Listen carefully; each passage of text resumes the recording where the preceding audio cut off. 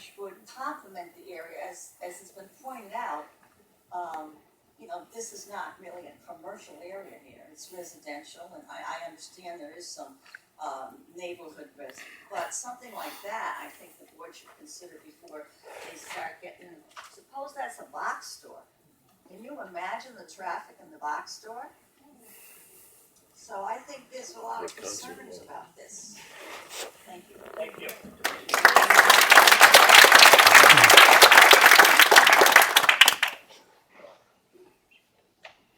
Pointed out that the board doesn't propose anything. Okay. We don't. I'll propose. We're not the applicant. You got the money, you propose it. But we don't make the application. Just to be clear, it's not us as board or the town that's proposing the uses. Hi, I'm Carl Reed, 4 Marlboro Drive. So I may be one of the closest properties. Just a comment about wetlands and the water. The firehouse project, where they renovated their facility, has already adversely impacted the drainage in my backyard quite severely. So I would want to make sure that the applicant looks at what they're doing and all of the pavement and everything they have won't further impact it. The other thing is, a simple one, is they're talking about a traffic study. And they're talking about starting June 15th. Well, they need to do a traffic study in the spring, summer, and fall when the commons is in full swing. Between now, when it's hard to get around. And in the spring, and summer, and fall, especially on a Saturday when the commons is in full swing, it is tremendously different. They would come up with an entirely different result doing the traffic study then. That's all I have. Thank you.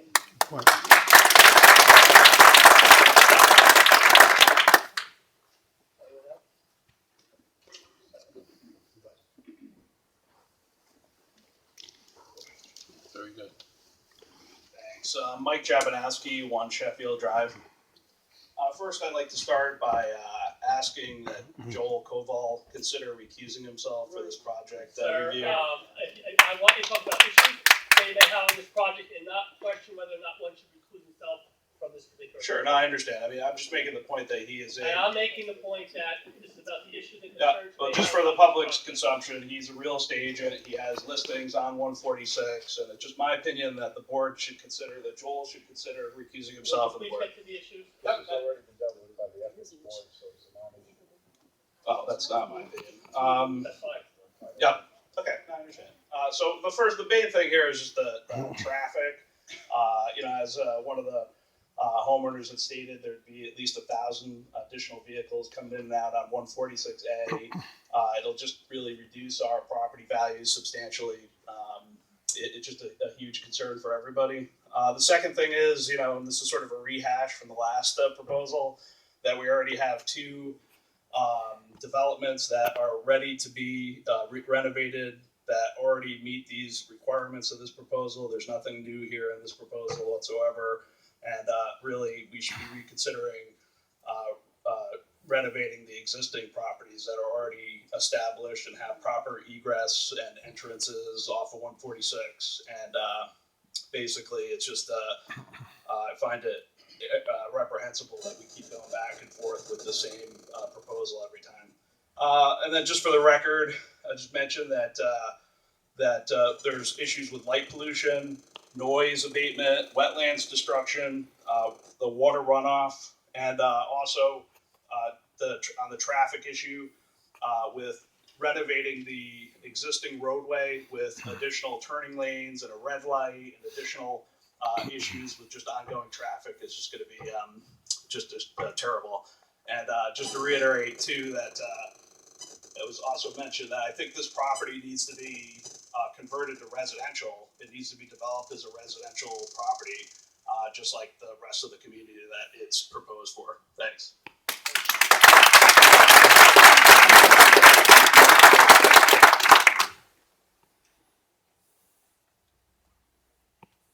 Anyone else like to address more?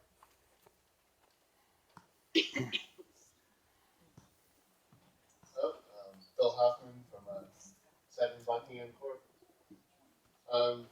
Just a few things I want to say. I guess it's a, the planning board's there is a special use they're asking here. I guess that means it's a little bit out of the ordinary of what it's zoned for, from what you described. And I find it difficult to make decisions when they're not saying what's going to be in here.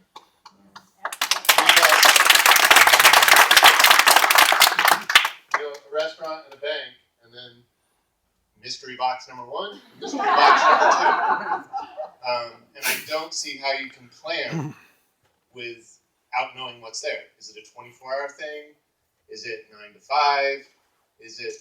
What is it? And that will affect the traffic studies because the traffic patterns can be very different. Vent Fitness has people coming in and out after work and before work. A grocery store would be different. Is it a 24-hour grocery store with loading docks and lights and lots of noise? At night, that would be different sound abatement and other issues. It seems to be sort of maybe the proposer knows what's going to go in there, maybe they don't. Or is it a build it and they will come approach? Which makes it very hard, I would think, for someone to plan. And you are the planning board, so I would strongly encourage you to try to get more information. I don't know if the timetable seems pretty short, and there seems to be a lack of information and transparency with the community. We have a builder here, and you're putting in businesses that we would obviously be frequenting, but there should be. If you would probably want us to frequent your business, and it would be nice to have a rapport with you and know and be more transparent and to know what the actual plans are for what's going in there. And if you don't have plans, then it seems a little premature to be building giant things without plans. This is obviously going to have a huge environmental impact. You're adding a lot of asphalt. It's a lot of construction. It's a lot of work. There's a lot of material that's going to be placed here. And to do that with absolutely no purpose or a plan for who's going in there and what type of business, is that business viable? It seems like those things should be answered. If they are answered, they should be shared with the public because, this is our community too. So that's what I want to say. Thank you very much.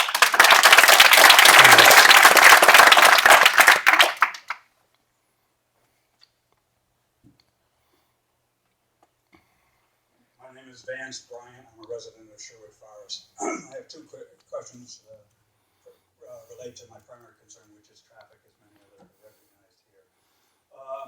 The Night Road project, they had proposed taking out, if I remember correctly, a ramp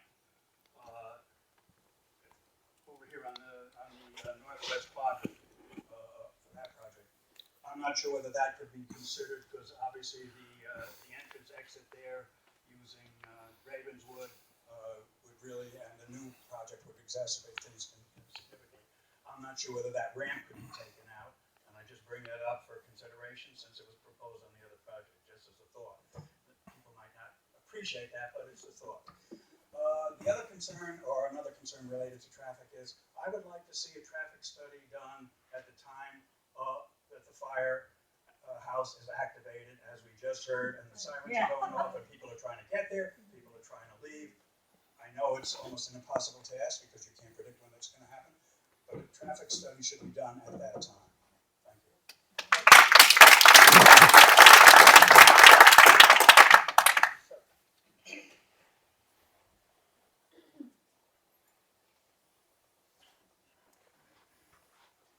Good evening. I'm Jerry Havasey. I live in the Vistas with the empty nester community. I have a very simple thing. I've been looking at these sketches, these layouts, for some time, and this layout here shows me something. This is all wooded area. I didn't know that. This thing is turned 90 degrees out of scope, so you can't figure out what you're looking at. I had John Brander I said, turn this thing around, John, and give me a sketch of what it looks like so that we can understand it. So my recommendation to the engineer is you turn this thing north and south the way the roads go. 146. day, you know, simple question, simple comment. Point. Anyone else like to make a comment? I don't know how I'm going to get up there, so may I just say loud enough? Yes, if you have. Your name? You said I could. Oh, you want to say it? My name is Judy Morley. I'm halfway up here, so I'll go in. Okay. I live at 8 Wheeler Drive, and I have many of the same concerns that have been expressed here tonight. But one that I haven't heard is about the security issue. As we continue to increase the density in the area, especially residential areas, and I'm hearing perhaps another 1,000 cars coming from wherever, who is responsible then? I know that we have the sheriff's department, I know we have the troopers, I know there's some kind of agreement, but there is a limit as to how much can be expected from those departments also. And I'd just like to throw that one into the mix. Okay? The other thing I'd like to say is that, and I don't want this to sound sarcastic, but I sat through the NIGRO presentation, and I would hope that whoever does the traffic study for this proposal is not the same group that did the traffic study.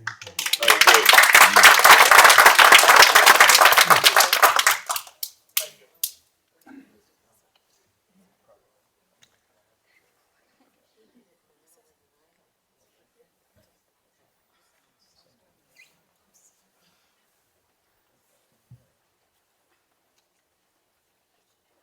Anyone else? All right, well, at this time, thank you for your comments. Appreciate it. Now I'd like to turn over to the board for discussion that you may have with questions and issues, as well as guidance to the applicant relative to this particular project. I'll start. I think the primary concern here is how. Can't hear back here. I think the primary concern we have here would be dealing with the traffic issues and how we're gonna get people in and out of here if this thing moves forward. You mentioned full access on 146. I see that as problematic.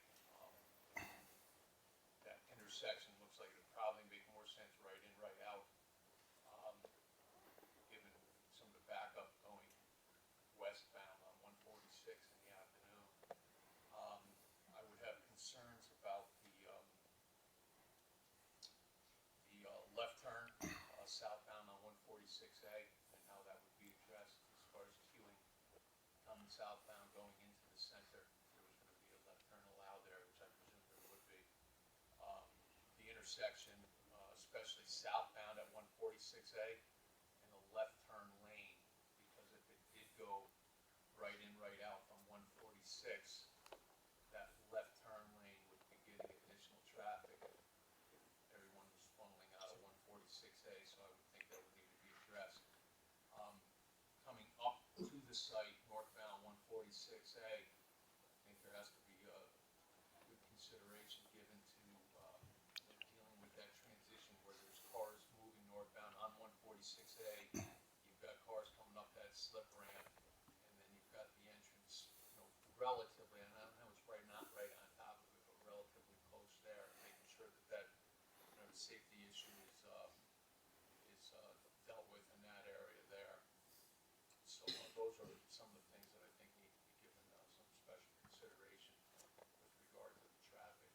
Obviously, we need to see these studies and what level of service that intersection has. I think, what's going to be done with, if 146A is made the main in and out, because 146 is a right in, right out, what needs to be done with regard to, any traffic calming features at that intersection. I know it's pretty close to another intersection already, maybe Tom can touch on this, but I think that if we're pushing a fair amount of cars in and out of that development from that spot, it's something that has to be considered, especially with the firehouse so close.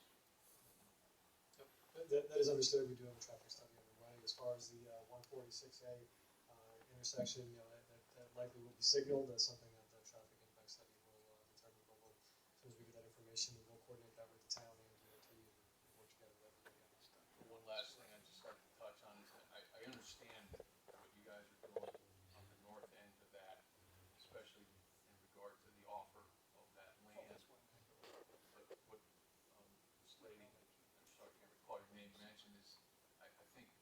under the proposal that you're showing, there would be a variance needed if that's what actually is gonna happen, because the code does call for a 30-foot buffer on your property. There's room there to do it, I can see that, if it goes that route.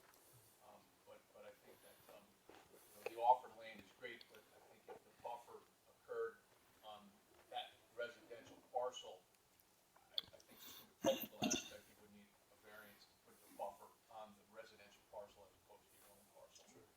That is understood as far as this plan. It is a concept. It is something we'll work on. The applicant is willing to provide that buffer.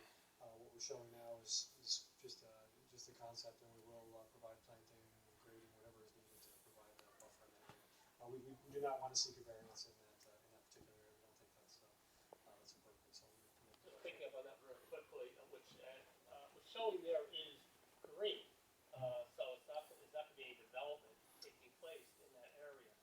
So, was there any reason why, the clearance was going over there versus keeping it where its natural state? It may just be the way the concept was driven or drawn. I will check with my guys, but that is something. There is existing vegetation there. Obviously, we like to keep the existing vegetation over any sort of planting if we can. So we'll do our best to preserve as much vegetation as we possibly can and provide that 30-foot buffer minimum. And the point that was pointed out in terms of, there may be some need for some clearance to allow, because you got the deciduous trees versus coniferous, thank you. Coniferous trees, that would, full season, Sure. visual, Yes. and like visual impact or something like that. So maybe an opportunity to integrate some of the landscape design to accommodate that. Yes. I just want to say there's been a lot of excellent comments tonight regarding the traffic, and I think most of them have been right on. I would propose an early meeting, informal working session, maybe with the Department of Transportation, your engineer, professional staff, and maybe some board members here, because I think we need to look at this in a much greater view than just this particular development. There's a lot going on, as some of the speakers have talked about, in terms of opposing traffic from the Price Chopper Plaza. I think the comment regarding the use of the commons in the summer, soccer, I know that traffic will be back way up to the commons very quickly. The proximity of these proposed intersections with the traffic signal, the firehouse signal, and I think we got to be aware of what might eventually develop across the street, the Northwest Plaza. There's a large piece of land there that was proposed a year ago, but I suspect that someday we'll see something in the back end of that. So I think from a major point of view that it would be good to get an early meeting before things get too far into it. So if we consider all of the parameters together. And, Tyler, turn you, as our traffic guru, would you be willing to serve on a committee if you were? Sure, Such an effort was to be organized, so in terms of John, in terms of moving forward, and any other members, Eric here in the presentation, Karina as well, and any other members of the board here who want to serve, if a committee is established, I think that's an excellent idea. That, if you're interested, let John know.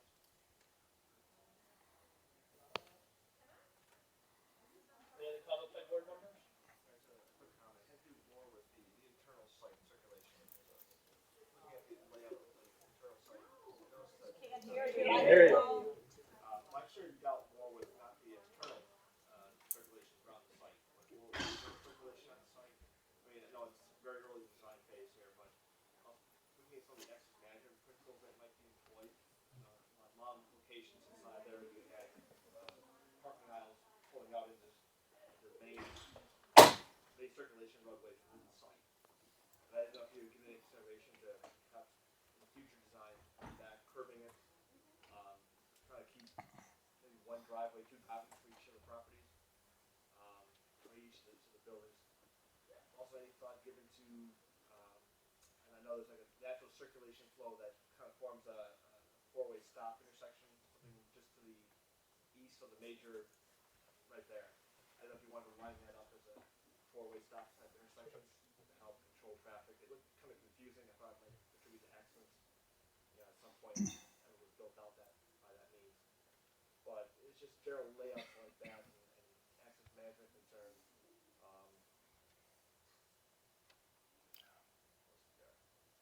you're had also thinking about any kind of shared use parking. I know you have a restaurant proposed on one site. I don't know what you were, building number 4 was being proposed to be. But I noticed there was, again, parking lanes are pretty close to each other. They sort of line up with each other. I don't know if you were thinking down that line at all about trying to save open space by having mixed use. You have like the restaurant open at night, but the building 4 is open, or whatever, the bank maybe is open at daytime, kind of a shared use parking. Yeah, on the plan right now, we're just showing the number of spaces in accordance with the code, but we'd be more than happy to discuss shared parking, I mean, it's just banking spaces. general concepts, ideas I was thinking about in terms of Absolutely. what you could help with both the internal, both traffic wise and also pedestrian wise. Sure. I mean, I know there's a lot of talk about pedestrian, but that's a major thing the board's always looked at in terms of that connectivity with the existing sidewalk network on 146 and the trail on 146A, and to connect all the buildings together. Sure. That and I don't know if you're looking at some kind of a pharmacy or type of business or something like that. Just general concerns with just the layout of the buildings themselves. I don't know if you had any thought given to rotating building 4 90 degrees, maybe again trying to share parking, trying to conserve open space. Again, it's kind of ideas that we will probably vet out as the process goes forward. But it just seems like there's a lot of space to use for parking that could be otherwise used for other open space purposes. Sure. We can take a look. It's just general ideas, but we'll talk about them. Okay. Thank you. And I just would like to piggyback on what Eric said as far as the internal circulation. If there's any consideration, as Joel said, making the 146 entrance a right in, right out, then the 146A entrance is going to a lot of the people who are going to go to existing businesses, the Medical Plaza and Ravenswood will be entering that plaza through 146A. And there doesn't seem to be an easy way to get up front. I mean, there's no, I mean, like Eric said, maybe a 4-way stop, but I mean, there doesn't seem to be an internal way to get from 146A to the existing businesses that are already there. Without, Possibly cross access easement, that would. exactly, yeah, I mean, interconnectivity, just trying, but even turning in, you look at it, it's just, I mean, you have to go in front of the one retail building, and where would you go from there? It's not really a direct shot down 140, down to 146 to that existing medical building and existing a restaurant, and if there's no left turn in, you'd have to come up, even coming up 146, going up 146A and turning right in. I mean, you're gonna be generating a lot of internal traffic that, I mean, almost like you need some type of working roadways inside that. One thing I'd like to speak to on that though, Kim, is that you have to be careful when there are different types of businesses. And I think my office is a perfect example. We have a business office that has a cross access easement to Walmart. Our parking lot has become a super highway for people going to Walmart. And yeah, it's in the back, I shouldn't have said. It's good to know. You should take your life into your hands walking into the parking lot, and they're very different types of businesses. I think when you're in a Walmart parking lot, you tend to be a little more aware. When you're in an office type setting, just so. And it's just something that you need to be aware of how you deal with it, because Right, but you you're live not in it gonna have every a way day. to get there. Yeah, I mean, I do think you need to consider what you're talking about for those sites, but controlling it in the proper manner so it doesn't become a cut through. Right, You know, so that's what I'm that saying. you don't Having- get everybody coming up 146A. If there's an easement, they blow through these smaller buildings to go back into that parking lot, you know, which becomes a real problem for those existing businesses. But if you've got it right in, right out, you're not gonna be able to turn left into that parking lot. You're gonna have to access it. Or you're gonna have to go down the road, turn around and come back. That's what Sunoco's there for. Already doing it. Yeah, I'm not talking about maybe like the stuff on 146A before you get to this site, those buildings that are there. Oh, okay. That's what I'm talking Oh, about. yeah. Oh, I'm not even, those have their own access off of 146A. So I was thinking more of getting through to the buildings off of 146, still being able to have access to.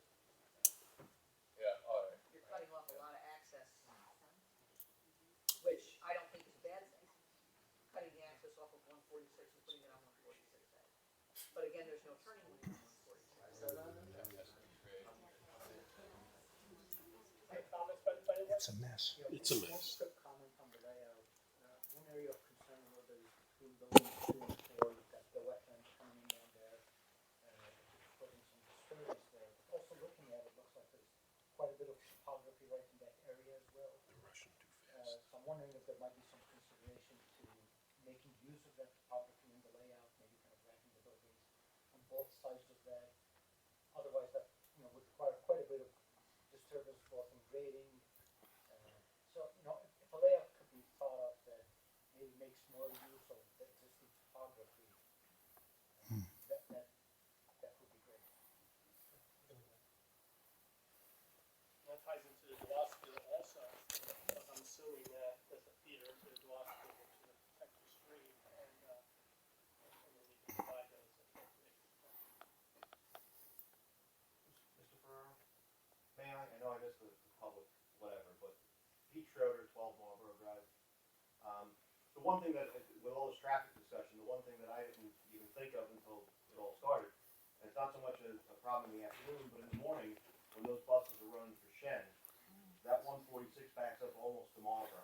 And I'm sure you know that. That's another concern, again, just something to throw out there. Because those buses making a left going down to the campus, they just tie up that entire stretch of roadway. Correct. And then also the Marlboro access also. That's another issue. That's why in terms of Tom's suggestion about doing a comprehensive review here, because there are a number of traffic issues and see how they can be addressed. Everything from intersection improvements at 146, 146A to access issues, driveway, minimizing them a little bit, kind of more thorough. But this is subject to a lot of discussion, obviously, evaluation, once we get some actual numbers to work with, to deliberate about. Are there any other comments from the board members? Sorry, keep going. Just recognizing this as conceptual. I mean, there's a microphone there.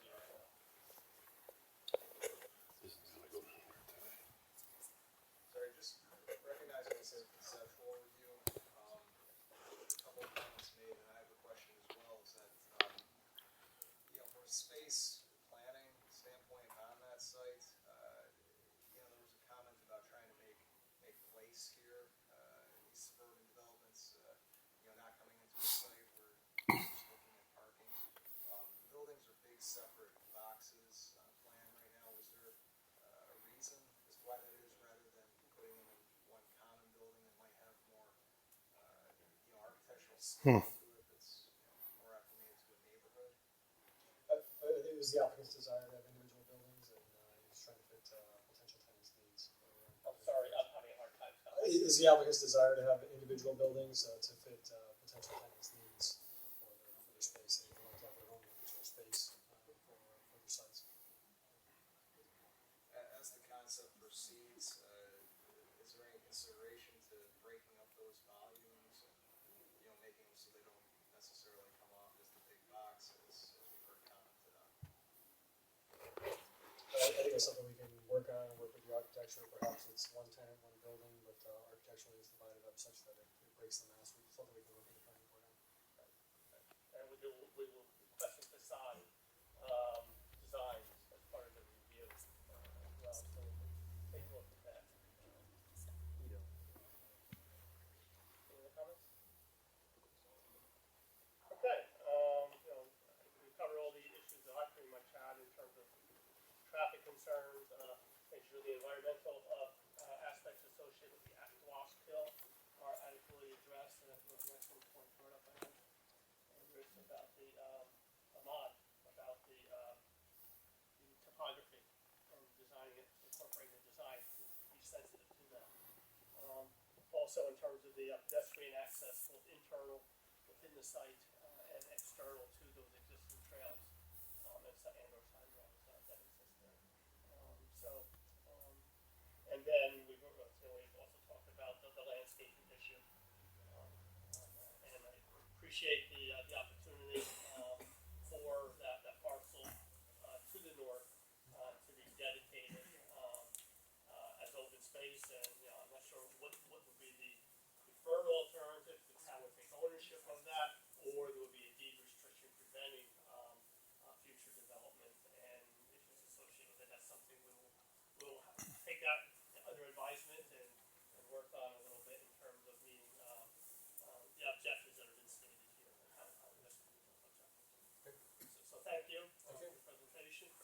thank you all for attending the meeting.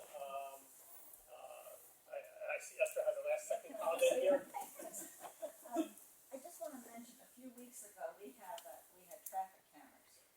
And right now is probably the least amount of traffic in there because of the weather, and there's nothing actively going on in our community. Now, if a person is looking at that count and doesn't realize that Clifton Park is very active in the summer, we have the Commons, which is constantly being used for tournaments. We have the international soccer tournament, people even from Japan come over, and there's thousands of people. Anyone from Italy come over? So what I would think would be fair to balance it, there should be a counter, say in the month of July, because that's when all the activities are going on. I mean, if you can't compare the traffic in the July and August as to now in January when it's snow, sleet, and whatever. So I think that we're kind of rushing things. I think the traffic is the main concern of everyone, and it should be taken in stride, and it should have counters in the summertime, and the activities at Clifton Park should be considered. And again, I don't think this is really a fair show of the traffic right now, because right now it's there's very few people unless they have to be out. We're very fortunate on the planning board here that we have two transportation experts. One to my right, who have been in the business professionally. So I'm sure that they will evaluate in the context of the issues that were presented, taking that into account. Thank you very much. All right, we're all set then? Rocky, I'd like to hear from the applicant. Al Barnstorm. I'm Scott Earl, I'm the owner of the property here. I live in the town, 43 Ray Road, Rexford.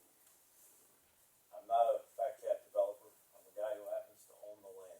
I've owned the land for 7 years. I wanted to build apartments. I came to the town and I said, I want to build 192 apartments. And they said, people have a heart attack, there's going to be too much traffic. And it's not zoned for apartments. I said, okay, I'll just sit here. I waited, and I saw the NIGRO proposal. It's a lot for a big corner, it's empty. Firehouse wanted to remodel, they want to sell some land. So I gave $300,000 for a piece of land behind the firehouse that has no value. You can't build anything there. Although, it is zoned for apartments and houses. But that wouldn't be a smart use of it. So I sat on that piece, and I said, this is a nice concept. And I worked with Lansing Engineering long and hard, considered a lot of things, and I heard a lot of comments tonight. And the one single comment I heard was traffic. And I agree. I drive through here every morning to get to work. A lot of times I avoid it. I go down Gooms Road to get out of the way. In this concept, and it's not disclosed, the traffic study's going on, but the one thing we all agree, me included, we already have a traffic problem. That's not going to go away. Whether this gets built or anything else gets built, we have a traffic problem. There's more traffic than anyone can count, Esther, to your point, even in the winter and the summer. And the Commons, they had a function this Saturday, big function. I own the vending machine company, and they were wiped out on Sunday morning. So, yes, there was a lot of traffic in town. Best to have a developer that works with the town, that has an eye on the ball and realizes this, to help address the traffic issue. Let's fix it. I'm all for fixing it. I'm the guy who's got to drive through here too. I'm sure the town and the state will come up with a program that takes care of this traffic. I hope we don't get a roundabout, but you never know. You never know. But the school buses are backed up, and as I sat there as the owner of the proposed plaza, I heard your comment about traffic from the board coming in. And now I'm concerned, what about traffic coming through the plaza to get to Sherwood Forest? Because they don't want to wait for the light at the intersection. So they zoom in, zoom around. So we better put speed bumps. But there are a lot of things to consider. But at the end of the day, deeding that property to the town if they'll accept it, or making it forever wild, is a good idea. It protects your homes. Back of this plaza, in the blacktop area, is 10 feet below a 40-foot escarpment. If you're 40 feet, you got a 40-foot knoll behind this building with trees on top. Deciduous, all the trees. You're down in a hole basically here. We need, this says supermarket. I don't have any tenants signed. I can honestly tell you, it is, build it and they will come. I have a vision, that's all I got. Some may argue it's clouded, but supermarket, hopefully, and a 30,000 square foot building, that's not a big box. Most houses are 3,000 to 4,000 square feet. That's not a huge box. It looks like it on there, it's really not. Vent Fitness is about 20,000 square foot now. Give you an idea of concept. A restaurant, Ravenswood is existing on this property. Ravenswood then picks up an ability to get in and out, water and sewer, as does the gas station and the office building, all of which we're operating on wells right now. The gas station had a well failure about a year ago. They had no water. They had to drill a new well. There are improvements. You know, Clifton Park's a very progressive community. There will be progression. We have to move on. 21st century. Let's do it right. Get the traffic study. Build whatever it takes to handle this traffic flow. We're all about a lighting, intersection, anything that it needs. If you put in a traffic light here and you control it with this traffic light, when this one turns green, this one will flow. You'd be amazed how much traffic will move through there. So you're not sitting there waiting all day. Firehouse, most firehouses have their own signal interrupters. As soon as there's a fire, no traffic light moves and they fly out of it. On one side, you got 2 more lanes.